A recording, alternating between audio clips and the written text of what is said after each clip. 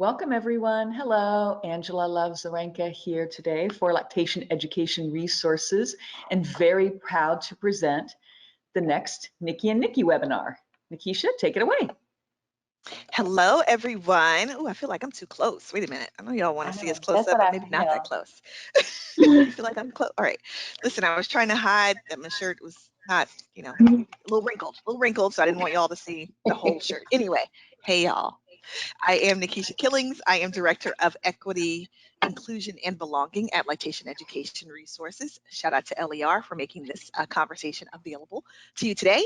I am a private practice lactation consultant and, however, spend most of my time these days being a perinatal equity strategist, so helping organizations do a better job at being more culturally humble and respectful in the care that they give to birthing people. Part of my work is with my co-good troublemaker here, Miss Nikki Hunter Greenaway. Take it away.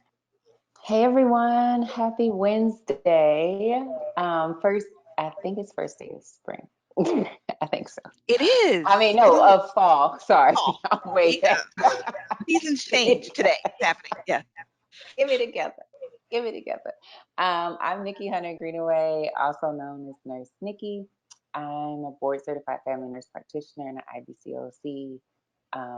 I have a private practice remotely in New Orleans, and I'm here in Houston, Texas.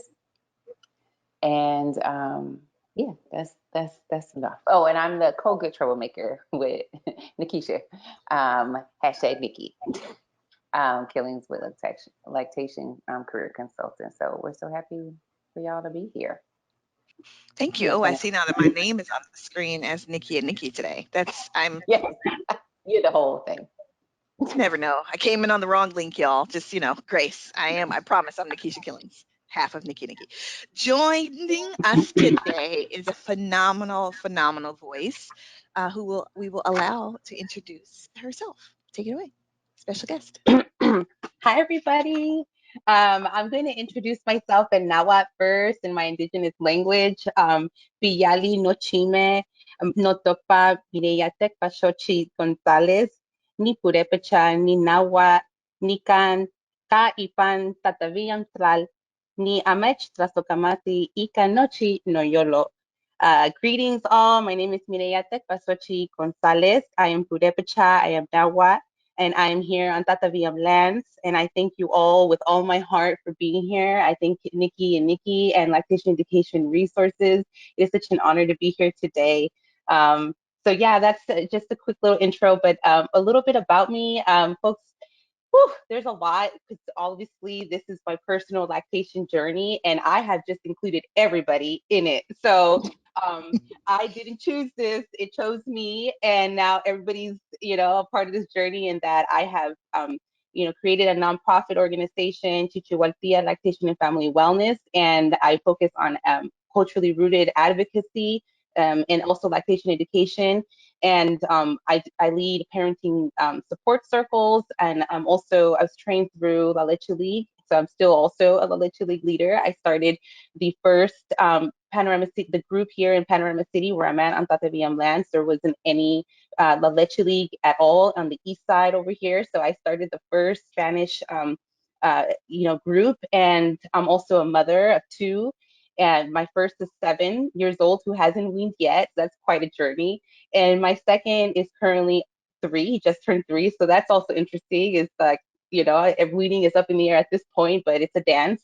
And it's just been a personal journey in my lineage to reclaim body feeding traditions that were disrupted through my grandmother's migration journey here. And it wasn't a migration journey that was by accident. It was actual displacement from where she is from. There was a guest farm worker program that was created by the U.S. and the Mexican policy. So there could be cheap labor exploitation of farm workers over here. And my grandfather was a bracero. He's a farm worker, a migrant farm worker over here. And my grandmother was one of those, that's where I get my warrior spirit from. My grandmother, Mama Nena, she refused to remain a single mother in her town where all the homes were being left fatherless. And she set out on a huge quest to find my grandfather over here because the program wasn't sending them back. and the program wasn't granting citizenship either. So yeah, my grandmother was determined to migrate her, all her 8 children in groups to find my grandfather over here. And so my mother was the youngest girl, and she was left an orphan during, that course of the several years of reuniting the family. And she was also not able to be body fed because the last few of my grandmother's children, she just didn't have that support. It was all taking a toll on her that the support person wasn't there, and it was happening to everybody in that town. So a lot of orphans, a lot of homes left fatherless, and a lot of displacement and colonial trauma. So it was through that we had my mother's generation and part of my generation that no longer breastfed. And my grandmother was known to share her milk. Also, there were milk sharing traditions in Michoacan, Mexico. And so I would ask her about these stories just because, I was that first generation Chicana at a university at Cal State Los Angeles here, determined to learn my roots and, bring these resources back to my community. And it was there that I learned about the Bracero program and realized that, oh, this is my family.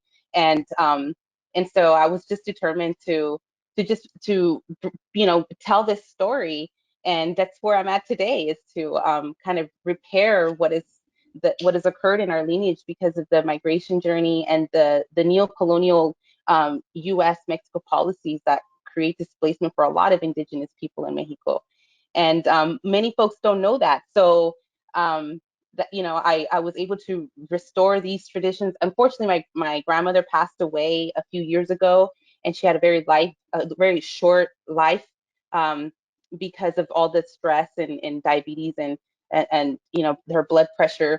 So the way that all of this manifests at a physiological level, right? The way that we carry our trauma, all of that impedes and create lactation barriers for us, right? Even my mother, just the thought of body feeding for her was painful because, one, when she was here and she gave birth, it resurged a lot of traumas in her childhood. She wasn't breastfed because of the traumas going on in her generation.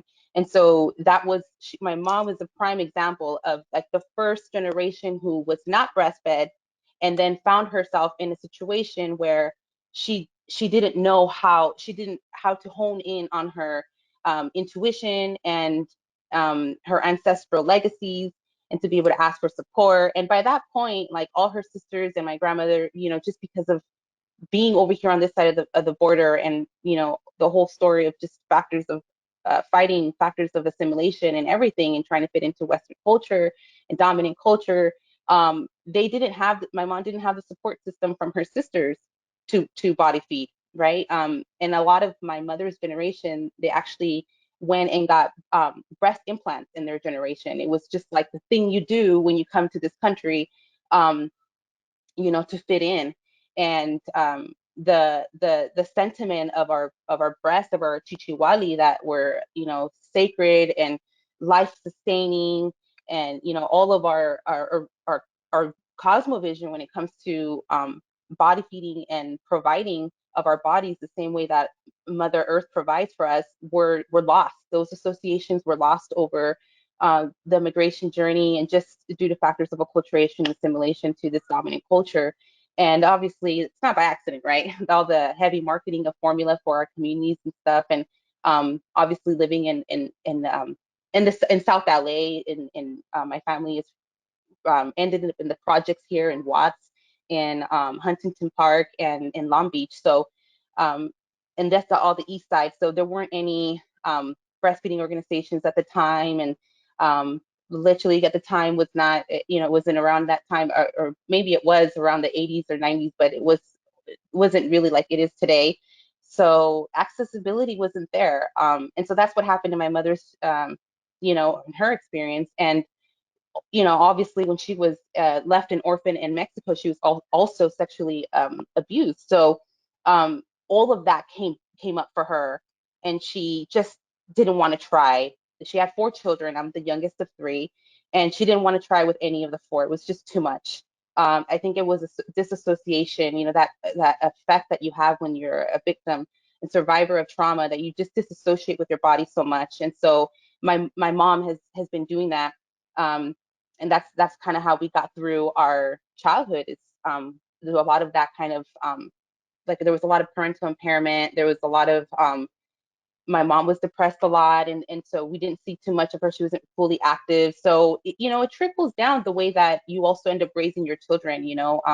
So when I became a mom, I remember being asked at WIC. I've always been a WIC mom. They ask you the question like, why do you want to breastfeed, or why did you choose to breastfeed? And I just wrote down, because my ancestors did.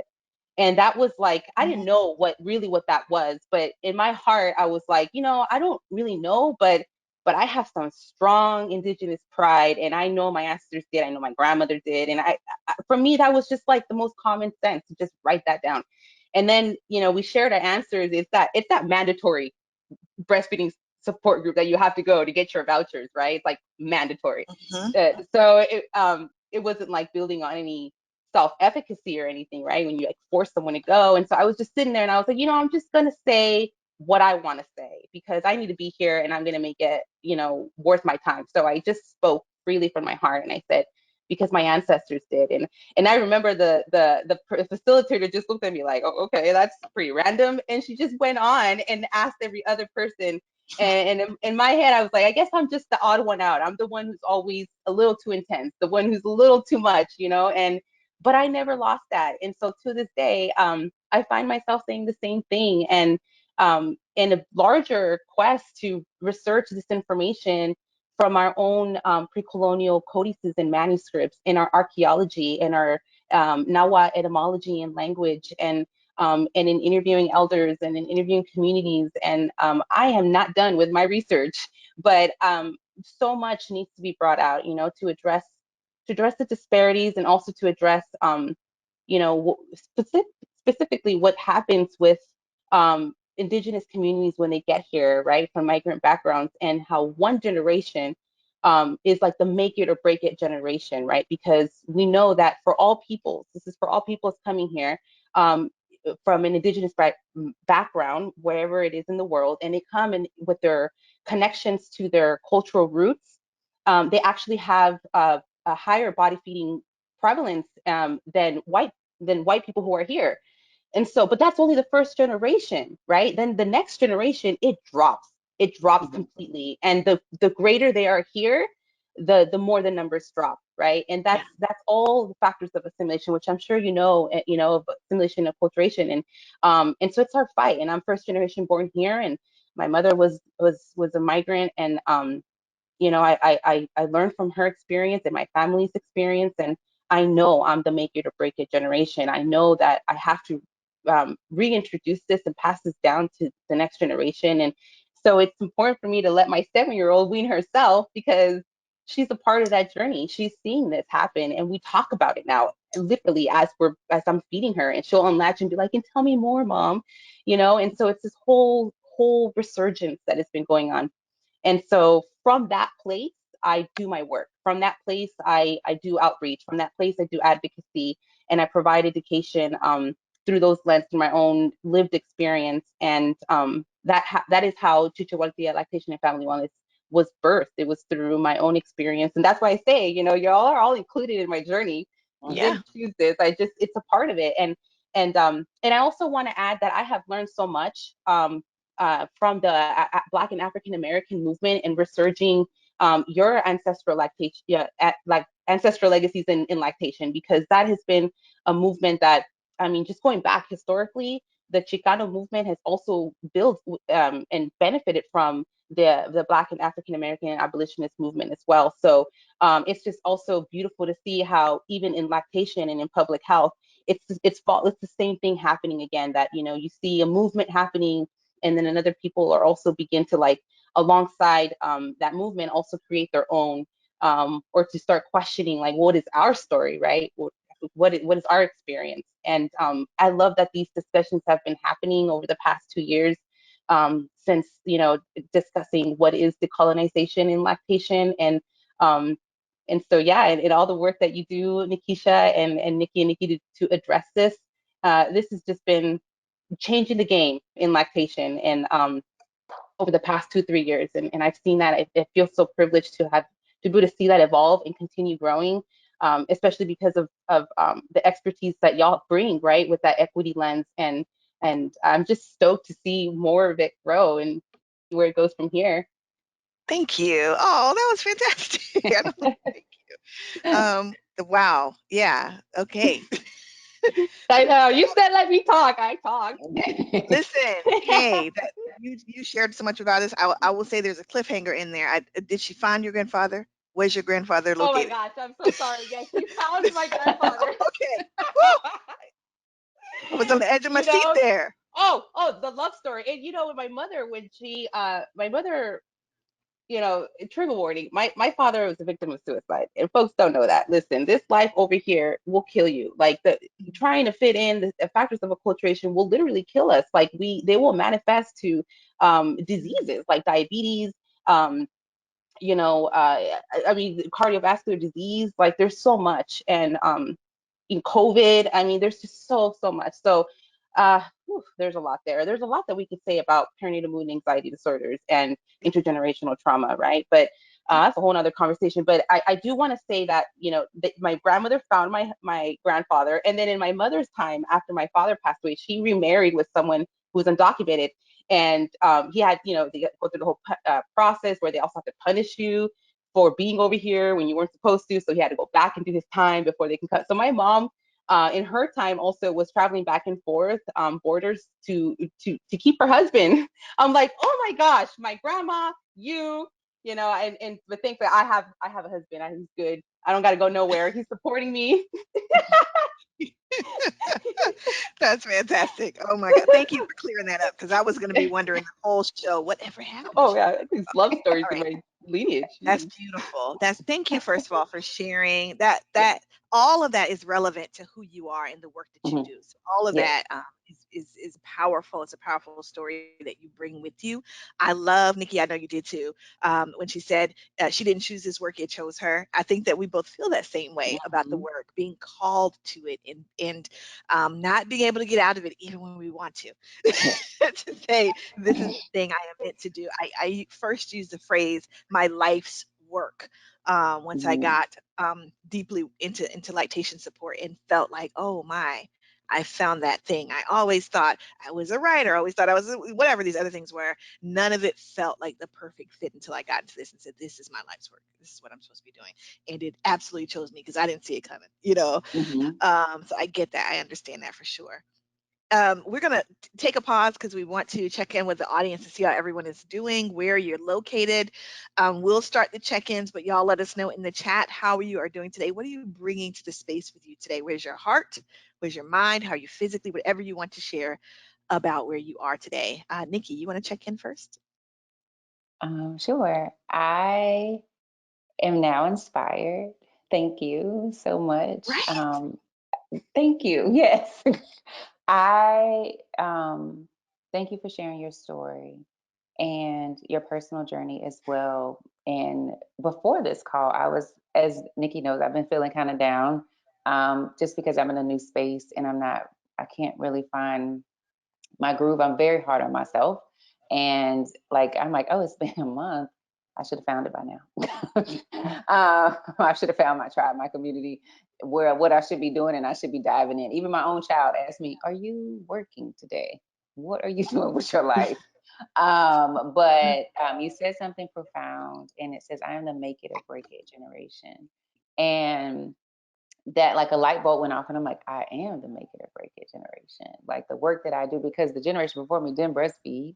So the work that I do right now will determine if the generation after me, if my children breastfeed. Um, so that just inspired me, and that just has like the thoughts going, and I'm like, I'm good now. I'm good. Everything will be okay. Now I know It the will. work that I need to do. That was my jump start. So thank you. That's how I'm feeling right now. I love that. I love that. Um, hmm. I'll go because then I'll give the floor to Mireya. I how am I feeling today? It kind of in a strange place. Oftentimes Nikki can relate, I know for sure, and probably you can too, Maria, because you do a lot of lives and engaging with the public. But the run up to the camera coming on and you starting can sometimes be really hectic. There's a lot going on, a lot of things needing your attention. You crossing off lists or whatever, and then the camera comes on and you're like, oh, hey. I didn't get a chance to decompress. I didn't get a chance to settle, to anchor myself and be ready for the moment. And that's how I came in today, with so much going on. And I was like, oh man, if there's ever going to be a time where I say something completely crazy or off, today's going to be it, because I didn't have the time to settle. However, we got the gift from Mireya while hearing her story, the moment to pause and exhale and really just listen. And your story was really grounding for me today. So I thank you for that. I feel much more ready to really engage and focus on this conversation than I did 10 minutes ago. And I appreciate you for that. Thank you. So I'm good too. I'm not even going to complain about Florida today. And the audience knows that's a big deal. You see, I didn't mention Texas. I mean, a little bit, but not because Texas on one today. Oh yeah. Both of our states are. Yeah. But yeah. So Mireya, how are you today? What are you bringing to the space today? A lot of, I guess I'm feeling very like intellectual, these kind of conversations I don't get to talk about much. So you can, and Nikki, you might relate, like if you have this like this burning sensation to share something that you have observed or that this reflection, and then there's never really been a platform that has centered this. So I am just thankful for this space right now, and just to be able to share this and hear from folks around these conversations, particularly for Indigenous communities, because a lot of folks don't know that, what is it mean to be Hispanic. There's a lot of nuances that folks may not know about, and a lot of folks rather identify with their Indigenous identity, than with the term Hispanic or like a larger umbrella term, that also has some Eurocentric values to it. So, and also in regards to Spanish, not all of our people, with Spanish itself is like an indicator, right, of a colonized country. And so for us to identify with Spanish as like our origin is to dismiss all of our ancestry, right? And for me, it's my body feeding, my all of that goes back to my ancestry, and the reason why we have been resilient as a people, throughout colonization and all these political injustices, is because we can body feed, because we have these cultural attachments that sustain us, right, to our foods, to postpartum traditions that include body feeding and baby carrying, and these are the things that remnants of our pre-colonial civilization, right, for thousands of years, that this was our norm. And so for us to just say, hey, this is Hispanic heritage, is kind of like dismissing our actual race, and also the Hispanic ethnic category is not necessarily used as a racial one, right? And when we use it interchangeably as such, then we are creating like demographics genocide, in that we're creating erasure, we are erasing a people. And so for me, it's really important to clarify that the CDC Census Bureau currently, and because I took my, that I took the census, and everybody should take the census, but they have the most accurate way of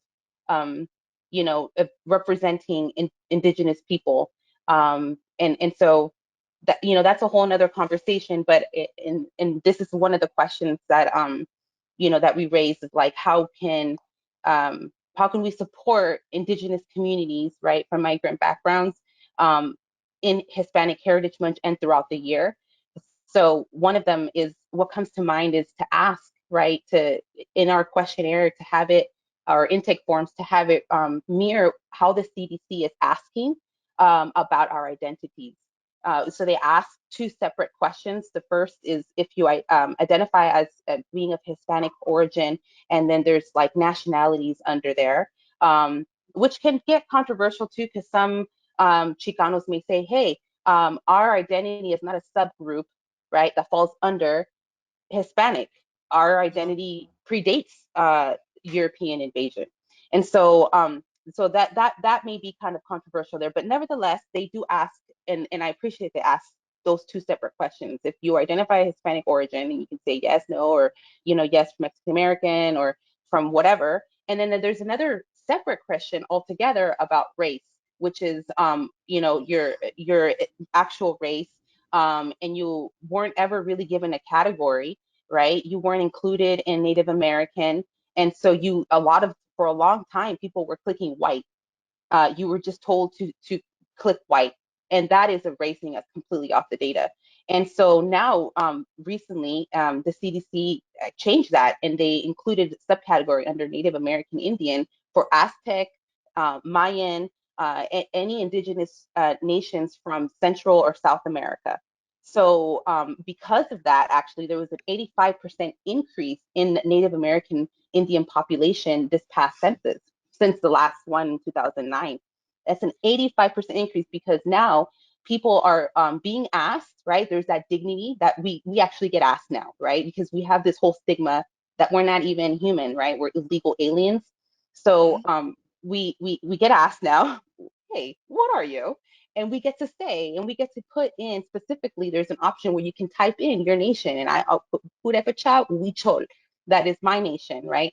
And so a lot of folks don't know that a lot of migrants that come from Latin American countries are indigenous people, and they come with cultural attachments.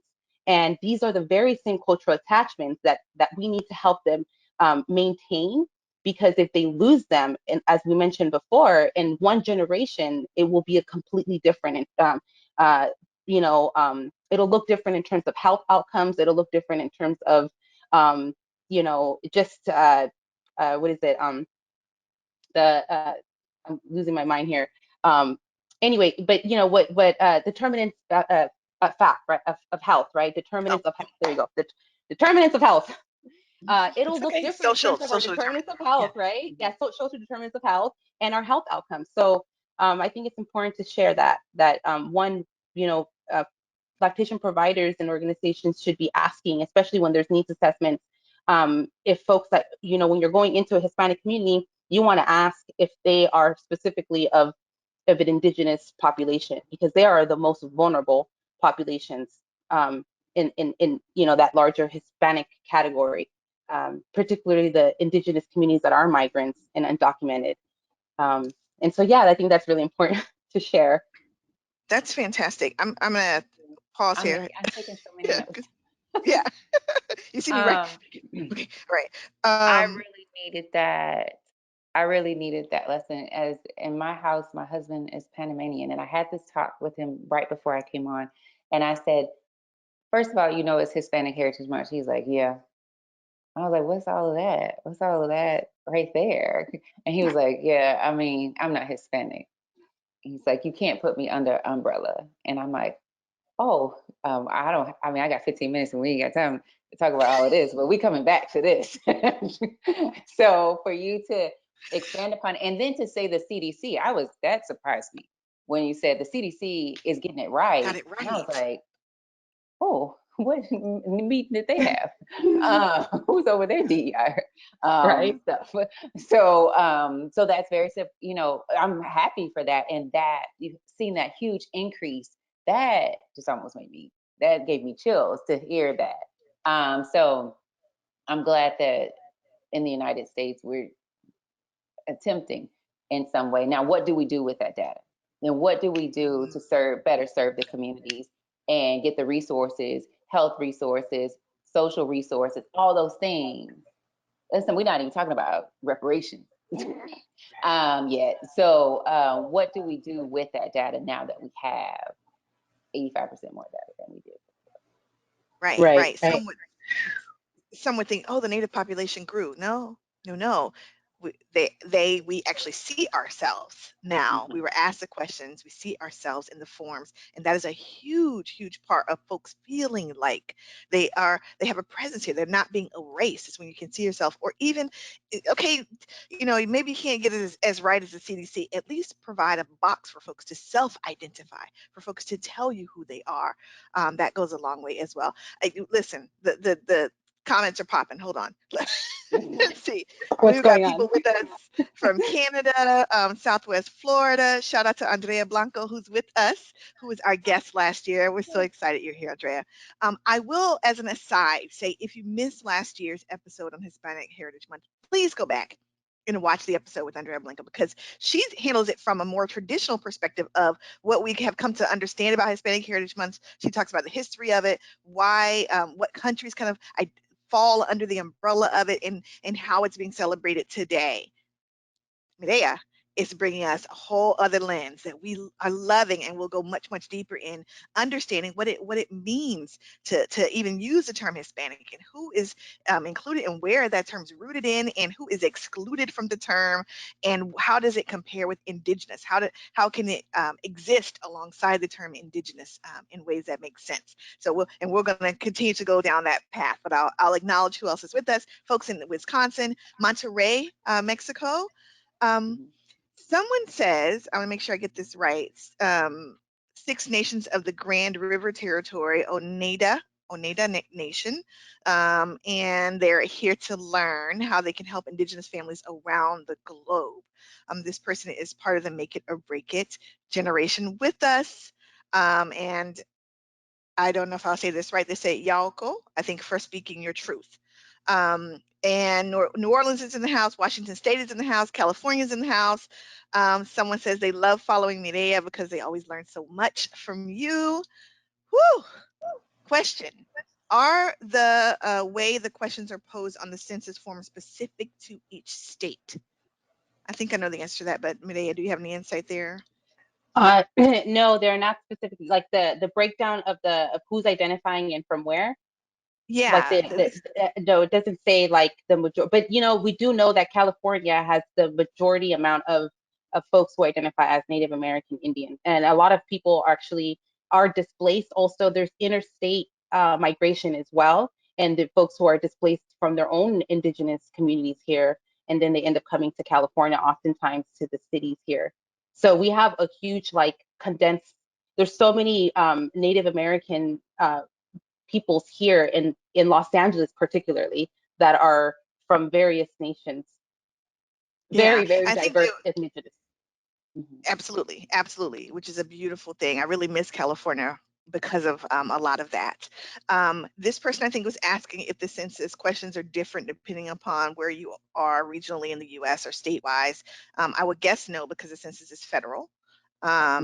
But they just didn't remember being asked or seeing the specificity of questions that you have mentioned. So we'll be sure to be more intentional about seeing those types of things moving forward in general. There is, I would guess, as an outsider looking in, I would guess there is some, I don't know, controversy, but certainly disagreement probably with the way that people come into understanding the topics that you're sharing with us. I would assume that there are folks who don't see a problem with lumping all Spanish-speaking folks under the term Hispanic, Latinx, Latina, depending upon where they are in the world. And at the same time, there are folks who feel it's very important to acknowledge that the source of the language is colonization. Quite frankly, it is folks who are given that language, folks who had their own languages, own cultures thriving, as you said, for thousands of years, and then were colonized and forced to speak Spanish. And now that, we're talking about generations later, who now identify very strongly as Spanish or Hispanic or Latinx, but don't necessarily, maybe there isn't necessarily agreement 100% across as far as how this can be perceived. I would assume that. Can you elaborate, clarify, confirm, deny? Yes, of course. So first of all, like there was never really a blanket term, even pre-colonially. right? So like every indigenous language will have their own way of saying indigenous person. In Nahuatl, we say Masewali. Masewali is an indigenous person, just a commoner. So I am Masewali, and I rather say Masewali in my own indigenous language, but that's not the way that perhaps someone, Lakota or of a different language may say it, right? So we, as indigenous people, we never impose identities or terms. So, I just ask, like, how do you prefer to be identified? And if a person would rather say Latinx, and or because they would say, I honestly don't feel comfortable. There's a lot of people who say that I don't feel comfortable identifying as indigenous, even if they may look really brown, right? And that's okay. That's a personal journey. Like, it's not. There is no identity police around here, So you just ask, very similar to like my experience at WIC when I said that I want to breastfeed because my ancestors did, but it wasn't. I didn't really feel seen or heard when I said that, right? But if folks were asking from the beginning and looking for how to provide culturally rooted support, they would have flagged me as, oh, look, one, this person is identifying as Native American, Indigenous. We need to be able to know how to reach her, right? In a culturally and linguistic appropriate way. So that would have been different there. So I think it is important to ask how folks want to identify as, and to give them that space to self-identify. And actually, the census also says that too, that the way that they ask, these are, it's meant to capture how folks self-identify, not necessarily like blanket terms or imposing that, or just subjecting a people to a certain word or a certain term and identity. So it's just simply asking, and then understanding that even within Indigenous communities, every Indigenous community will have their own way of sharing who they are and what their identity and their story is. So, even before European invasion, before colonization, that was also the case. So there was never really a blanket term. So to give us a blanket term now and force us to use it doesn't really resonate with our cultural worldview either. So I think it's just important to ask. Yeah, I think Nikki, for different reasons, probably Nikki and I could relate. There's a lot of different ways you can call someone Black in this country, African American, and a lot of African American or Black folk don't identify with the term African because we're like, I don't know how many generations back my last relative was actually, living on the continent of Africa. So it doesn't quite feel right. Some might say, and so you're seeing a lot of different branches off from that term, African, American descendants of slavery. There's all sorts of different variations to that. Although rooted in folks claiming or absolutely taking the opportunity to self-identify, to align themselves with what feels right to them based on their experiences, their family's experiences, and what it is that they've encountered over the course of their lives. And it's important to allow people the space to do so, right? So yeah, I love that. I love that approach. Nikki, I'm talking so much. Get in. It's okay. No, it's interesting that you say that's a part of the culture, just to allow people to self-identify. And it's so funny that that is anti-culture in the American system in which we're in. We love to group people together. And if I were to put on my sociology hat, that's what my first degree is in, and that is sociology. It's grouping people together and learning about the different groups. But then you have to think about what is happening within that group that makes them all so different. Still, as because we've assigned people groups, and I think that's what it just speaks to why even the term the name Hispanic Heritage Month just doesn't even fit. And I've never quite felt comfortable even with the term Hispanic. Because as a person growing up in Texas, I was always told that it was offensive. And it meant Hispanic. And it's like that's what I was told from people in our community. They're like, that is not appropriate. And so I didn't feel comfortable using it. So it's interesting. Okay. Yeah. Also made me realize that those values that when you ask a person what they identify as, and you give them the opportunity to self-identify, and then you see their values start to come out and how they see the world, those very same values and that system of belief is what we need to build on as lactation providers. Is what the strength-based approach is to build on those values, right? And understanding that those values that they have, those cultural roots, didn't come from Europe, right? And in fact, it's Europe, the dominant culture, that is impeding in our journeys and causing barriers in our journey. So it's important to recognize that when folks talk about decolonized lactation, I feel like that's been, kind of like a term that's been out there a lot. But what folks don't often talk about is the re-indigenizing process, the parallel process to that. And a lot of folks have been re-indigenizing. A lot of folks are now self-identifying as indigenous because of the decolonizing journey that they have been on, and trying to identify themselves with their own ancestry rather than a foreigner or a foreign language. And so that's why we saw a huge jump in the census. And I'm sure we're going to see another huge jump in the next 10 years as folks start to re-indigenize more, especially when it comes to reclaiming and restoring health and healing lineage, traumas. It's coming back to our pre-colonial foods, coming back to our ways, first foods, which includes body feeding, right? And coming back to resurging other traditions alongside resurging body feeding, right? Because now that I'm a perfect example is we not only researched revitalized body feeding in my lineage, but we also brought back our agriculture. And now we grow our amaranth and our corn, and that is also what is included in our journey to help nourish us prenatally and perinatally, and then also to help with the kiddos and introducing second foods. So we are restoring an entire indigenous food system that does not come from Europe, right? It's actually the European foods that make us sick and kill us. So it's very important to identify these roots and name them because they are not Hispanic roots, they are indigenous roots.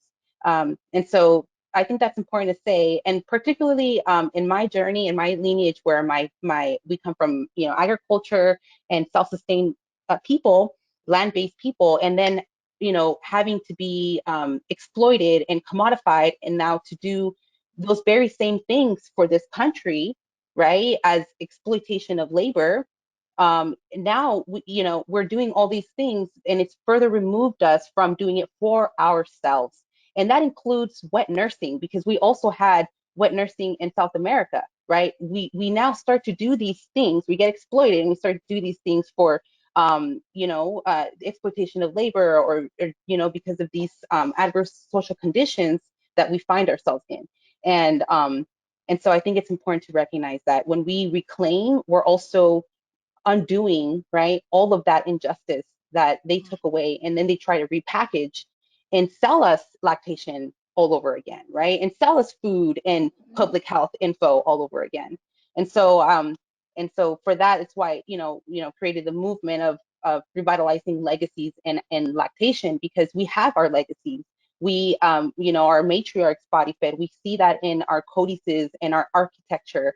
And I think it's important to know that when folks talk about a strength-based approach, we also need to address, like the whole white saviorism, and then folks being outsiders looking in and not really honoring and amplifying the voices of the actual people who come with their own lactation lineage stories. Ooh, wow. Come on. Yeah, I know.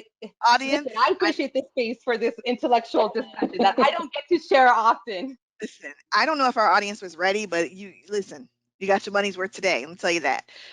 If you're catching this later on the replay, I know I might need to catch it on the replay. I might need to play it 2 or 3 times to capture all all that media is dropping for us today. But I get it. What I'm hearing is a couple things. One is complicated. It's complicated. There's no way to address everyone the same, meet everyone's needs the same, and if you use that very same approach that we talk about in equity in all other ways, like folks in LGBTQIA, 2S plus communities, the way that we approach folks from communities that are not our own is to let folks identify the way they want, tell us how they want to be identified, tell us what their needs are, and we support them the best that we can. It is not us coming in using blanket terms, blanket approaches, treating everyone the same way we treated the person who came before them, treating each situation as individual, each community as an individual, because everyone comes with their story, and their stories are where the truth is. It's where the lactation experience can really be come to life in a way that we hamper it when we start to just give blanket approaches, right? I'm hearing words like revisiting trauma from previous generations. I'm hearing words like re-indigenizing, which may be my new favorite word. I really love this idea. Yes.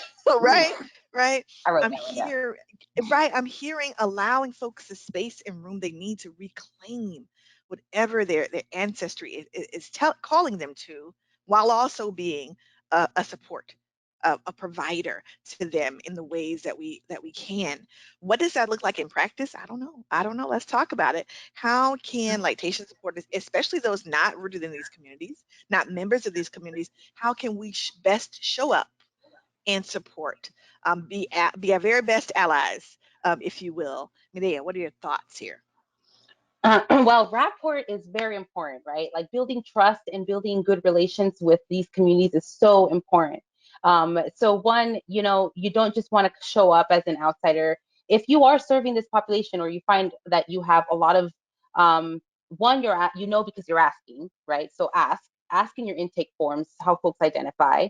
If you don't know, try to mirror how the CDC does it, where they ask separately, are you of Hispanic origin, for one question, and the second, how they identify as their race, and you can list all the races there. And under Native American Indian is where folks can put their indigenous tribal affiliation.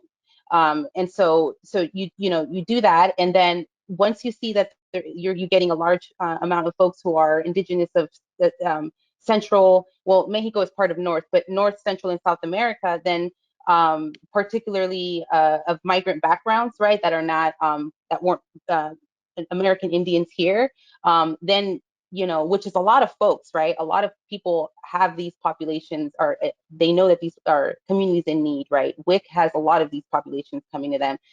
So if you know that you're getting a lot of this population, you want to build that rapport with them early on, prenatally first. Like the earlier the better, because you don't just want to like start asking about their lineage stories when they have the baby, right? Like you want to the trick, Nikki, you hit it on the nail there, where it's in the stories. You want to get those stories, but in order to get those stories, you really have to provide a safe space, right? The families, the communities need to feel that this is the place where they can feel seen and heard. And so if they know that they're being asked already, they know that this is a place where they're going to be recognized as such, and they're going to be treated with that dignity. So then ideally during pregnancy is when you can ask those questions, like tell me about lactation in your lineage, right? At some point folks have heard about the benefits of body feeding. Tell me what you have heard, either in your family or in your community. And if they say, I don't know, like I actually don't know, and then you might want to even ask and say, well, that sounds like a good little family project, or you might want to go and ask, and then follow up on that the next day. Did you ask your grandma, or did you get anything in your family lineage history regarding lactation, like how far back? Because that's going to show up in terms of their self-efficacy, in terms of their just attainment of parenthood, motherhood, right? Their identity and how confident they feel in initiating. Oftentimes, if they don't have that in their lineage, and it's just not what was in their norm, as is often the case for like second, third, and fourth generations and on, then they're the ones that should be asked this, because it gets them to start thinking. And that's where the healing begins, is where folks can start going back to their families and asking these questions, and letting that happen.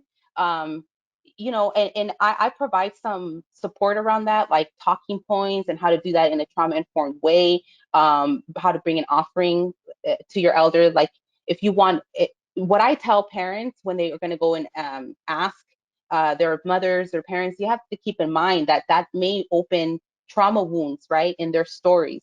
As in the case with my mom, every time I ask her, I know it's going to bring up trauma for her. So I always advise folks to bring an offering, or just to, you know, be able to know how to handle that conversation in a very gentle way and know when it's no longer productive or fruitful, so that you also know how to close it, and bring a sweet, bring a family album, so you can also like just go through other memories and just laugh, you know, and create those very meaningful moments of bonding and laughing and healing, because these conversations can become very heavy if they, especially as they intersect with so many things like sexual abuse, domestic violence, migration. And so giving folks the tools they need to inquire within their own family lineage, to discover their own lineage, lactation lineage stories, is where it's at. You let them do this intergenerational, transgenerational work, and, Work. right, work. Yeah. And then you know, when they come back into your office, they're probably not going to share all that with you, but you can just ask and probe and say, how is that going, or is it going? They might just say, you know, it's begun, that the conversations have begun. Oh, Yeah.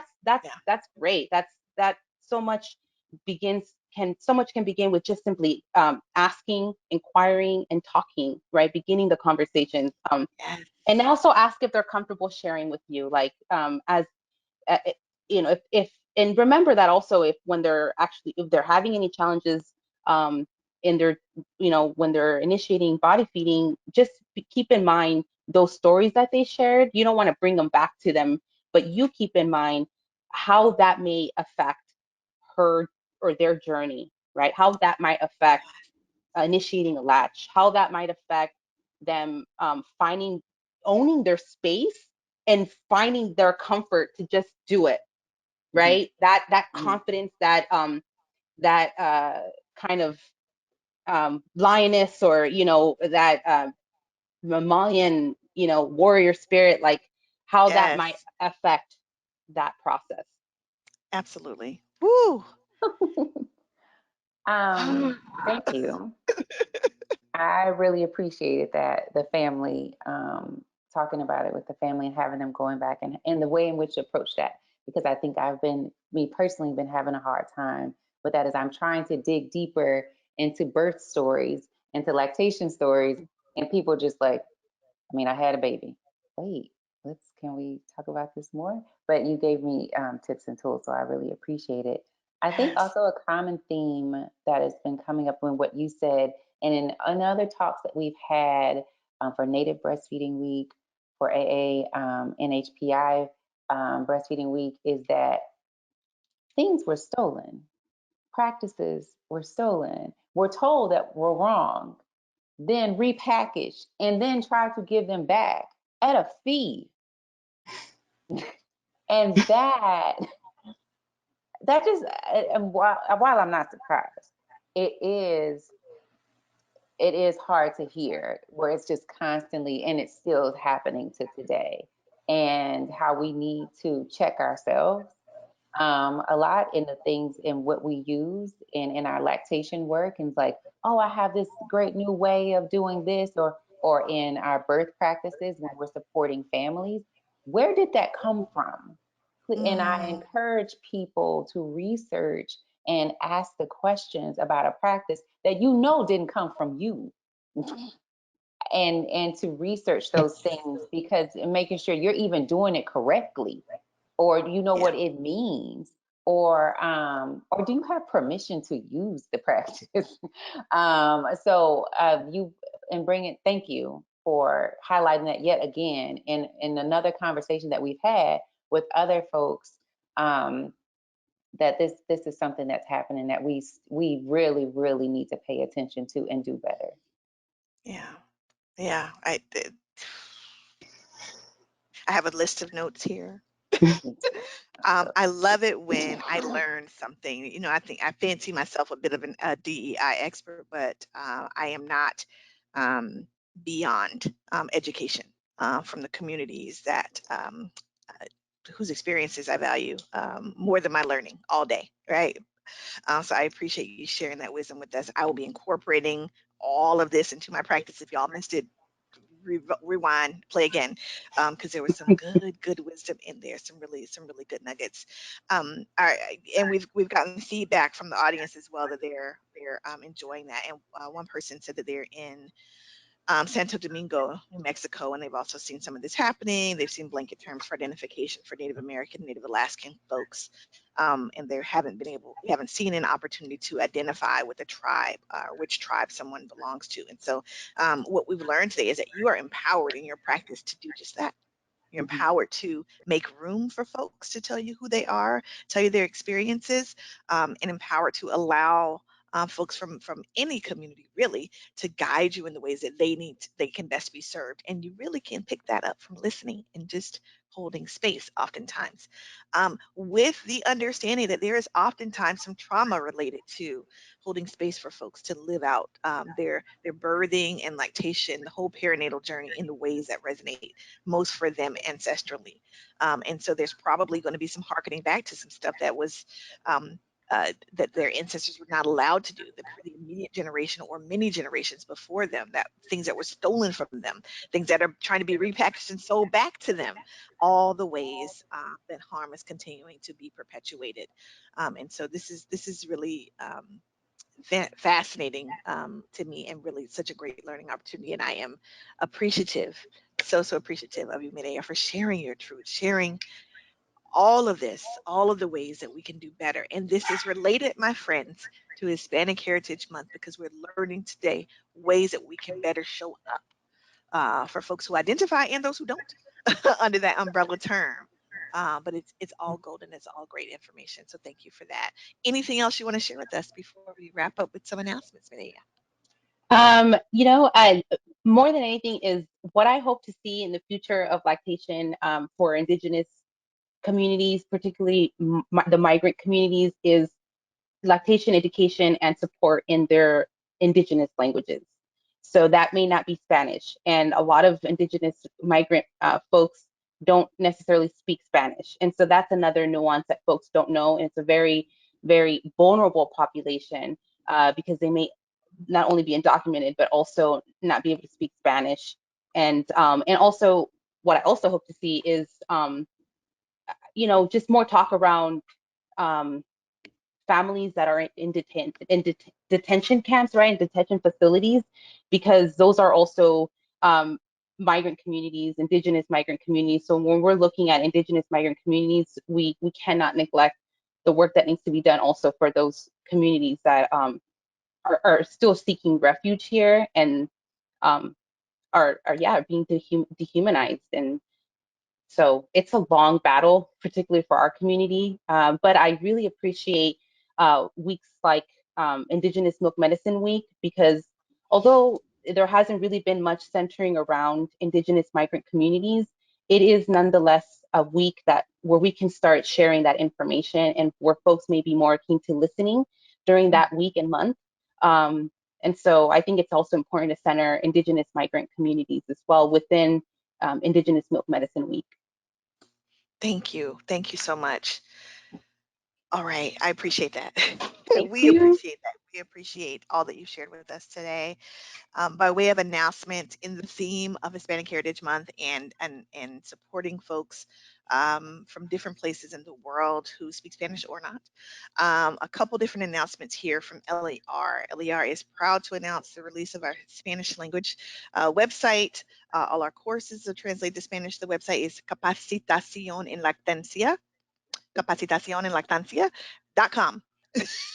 Angela will drop the link in the chat for anyone who's interested in exploring that. We're super excited about that launching. Angela, anything you want to tell us about that?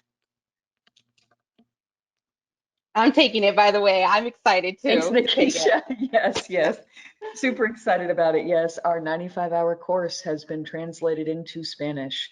We have spent 2 years on this project being intentional about the creation of it. And so it's the 95 hours for people who want to become an IBCLC. It's also the 52 plus hour program for people to become certified breastfeeding specialists. And so it is there on the website. There's lots of information. Please reach out to us. We have someone actually who is a native speaker of Spanish who is answering the questions and can support you in any way that you need in order to access this information. So we're very excited about it, and there's going to be more coming in the coming weeks. All of our parent handouts, all of our professional handouts are going to be on the website in Spanish. So we're just going to continue to, this is the seed, and we're going to continue to plant other things in order to allow for this full expression of the studies of lactation and breastfeeding support in Spanish. Thank you. In keeping with that, LER remains a partner with the Melanated Memory Atlas, which is your resource to see breasts of all shades of brown, breast, chest, memories, lactation, plumbing, it's all in there. So make sure that you are subscribed to the Melanated Memory Atlas to expand your exposure to what conditions look like on folks of color. And my friends, you'd be surprised how differently things can present or not present visually on skin of color. And so it's fascinating. Please check out the Melanated Memory Atlas. I think that's all of our major announcements related to supporting folks during Hispanic Heritage Month. Nikki and I will see you again. I'm trying to pull it up quickly on, I think it's October 6th. All right, I think that's it. Yes. We'll be back October 6th with our, in the vein that we do every quarter of becoming an IBCLC. Stay tuned for our special lens for that particular episode coming up. We'll share more details on how we're looking at the how to become an IBCLC topic that time. Anything else? Anybody else want to share, announce, tell the people before we go? All right, fantastic. Thank you again, Mireya. Thank you so Dr. much. Mati, thank Appreciate you. you. Thank you. Bye. All right, folks. We'll see you next time. Stay safe. Stay sanitized. Try to stay sane. Yeah, it's optional. All right. Take care. Bye.